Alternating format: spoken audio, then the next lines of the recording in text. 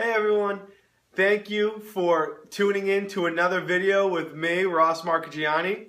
I appreciate you guys giving me your valuable time today. So we're going to talk about a really, highly debated or at least well-known topic, which is gluten, but more specifically gluten sensitivity. Everyone is probably familiar with gluten-free diets and the big trend with the word gluten right now. But what I'm going to talk about is what gluten is, what it does to our body, how we know if we're, gluten sensitive, because we do, people do vary, and how we treat gluten sensitivity. So first, what is gluten? People, may think they know or understand gluten or what, consists of a gluten-free diet. I'm going to break it down. So really what gluten is it consists of a long polypeptide amino acid called gliadin.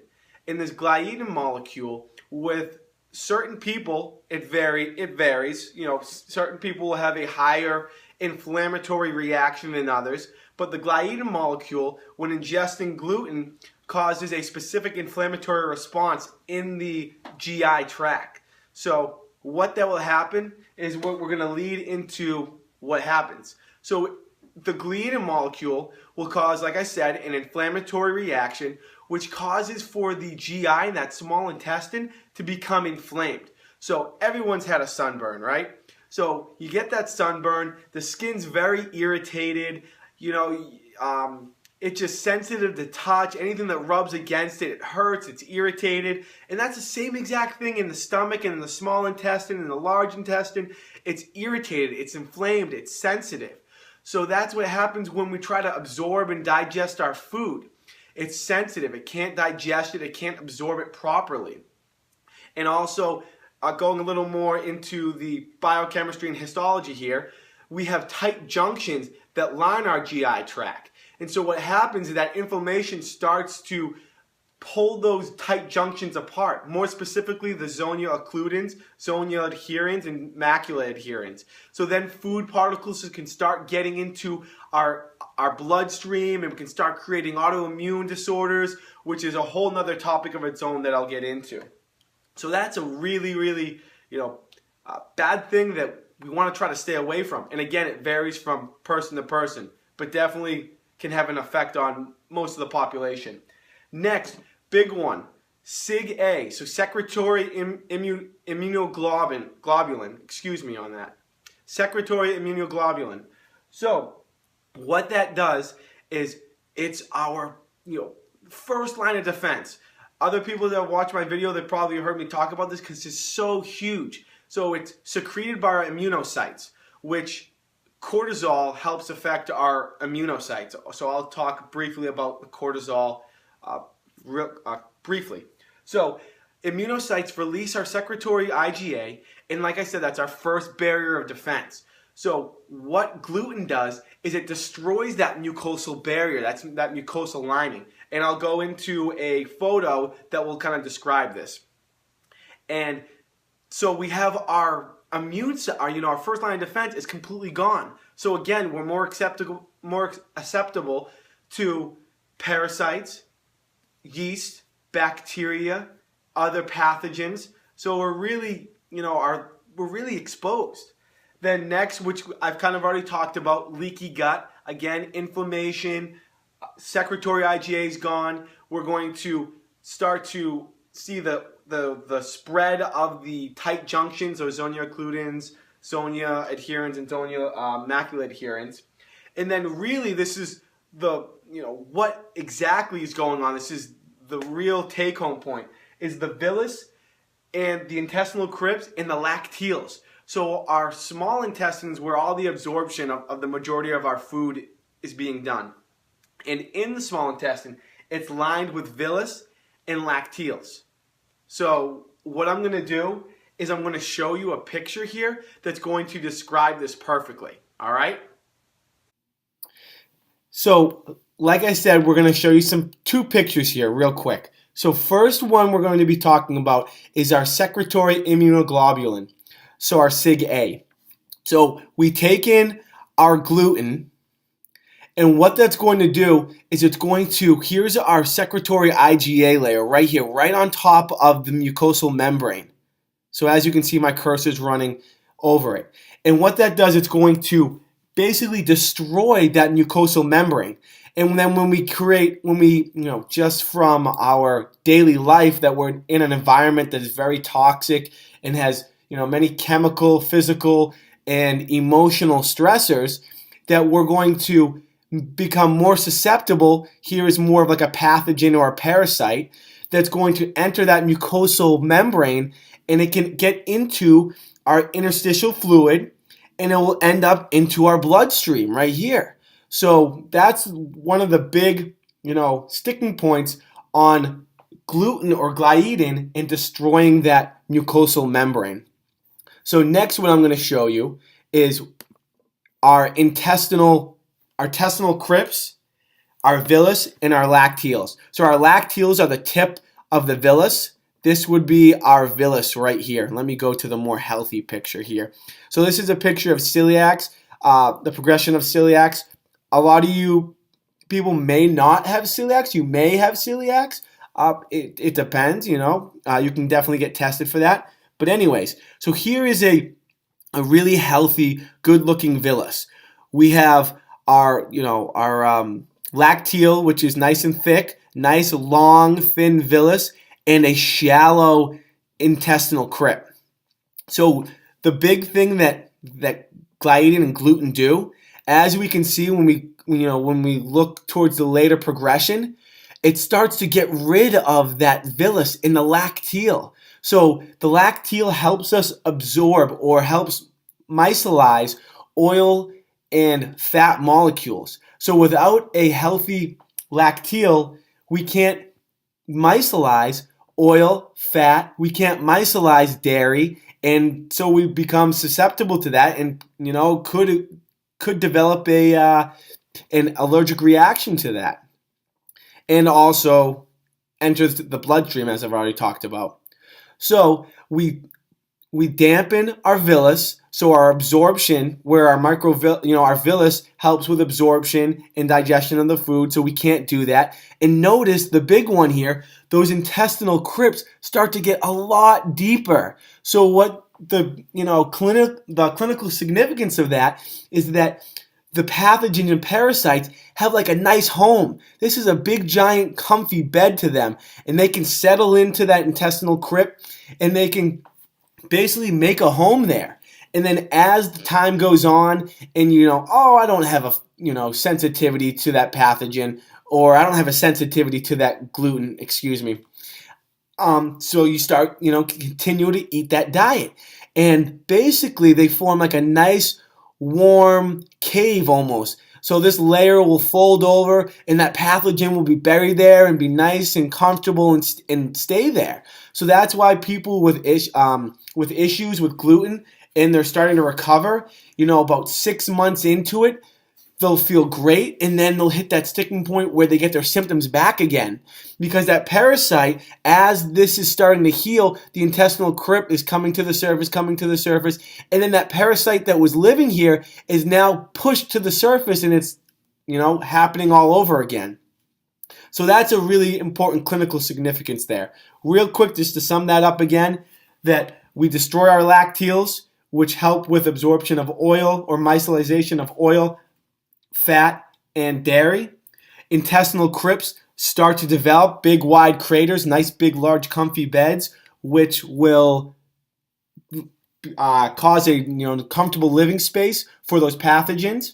And then the diminish of the villus, so that absorption that really helps with the absorption. We start to really get flat, and affects our absorption rate. So now that we've gone into pretty good detail of what gluten is and how it affects our body, let's address the point: who does it affect, and how do we know? So, I tell all my patients, who does it affect? It really affects everyone, but it can vary. Some people are going to be more sensitive. Some people aren't going to, have as much sensitivity to that gluten. But we live in an environment that is just very stressful. whether it be chemical stresses, physical or emotional stressors. And, you know, that stress is going to cause a shift in our cortisol. And like I've talked about, our cortisol is going to help produce immunocytes, which helps secrete secretory IgA. So if our cortisol is off, our immunocytes are going to be, production is going to be off, which is going to just, cause for a weaker first line of defense in our digestive tract. So that's why, it's kind of important to be, aware if you're gluten sensitive, and we'll talk about how to address that. And also lineage. Look at your family history. Look at where your family comes from. Do you come from a lineage or a background where, gluten or, grains or carbohydrates really affected you, or you had a, almost malnourished with that food group or that macronutrient? So that's something to be aware of and look at. Next, how to kind of detect this and figure it out. We're going to go from a more broad detection to a very specific detection. So if you don't want to really, put too much money or effort into this, what's a really good app is called the Food Detective app. And what this does is it will basically measure your heart rate, and you don't have to do the app. You can do it on your own. Just know your average heart rate. Then when you eat, after you eat a meal, you're going to want to monitor your heart rate for half an hour, an hour and a half, and monitor. So let me repeat that again. An hour and a half, you're going to monitor your heart rate after you eat your food. But you're going to take your heart rate every half an hour during that hour and a half. And if your heart rate is elevated by 16 beats or more, it's a good indication that you have a allergic response to one of those foods. Or we can go into an elimination diet. This is a little longer, takes a little more time, but you really break down what you're taking in, keep it very simple, and then slowly start to add foods back into your diet. And that way, if you do have an allergic reaction, it'll become very, aware. You'll be very aware of it, and you'll be able to, tell yourself, okay, I have an allergic reaction to that. But to save myself the hassle and the time and the energy, I just go right to it. And we'll order from BioHealth our 201B lab, which is our adrenal assessment lab, which I've talked about in my other videos. Again, to assess our cortisol production and if we're producing enough SIG-A or immunocytes. Or our 401H, which is our digestive lab, which looks at, if we have any pathogens in the stomach, how well we're breaking down food, and multiple other issues that we can collect off that 401H. Or an IgG, which is basically how you detect, or how we can look at if you're having a food pathogen or allergic reaction to a certain food. So those three tests are, really, really big on how to detect how sensitive we are, or if we do have a very serious gluten sensitivity. All right? So the big one here, treatments. Everyone want to know, how do I treat this? How do I take care of this? We addressed what it is. We addressed, how we detect if we have it. How do we treat it? So bear with me while I change slides here.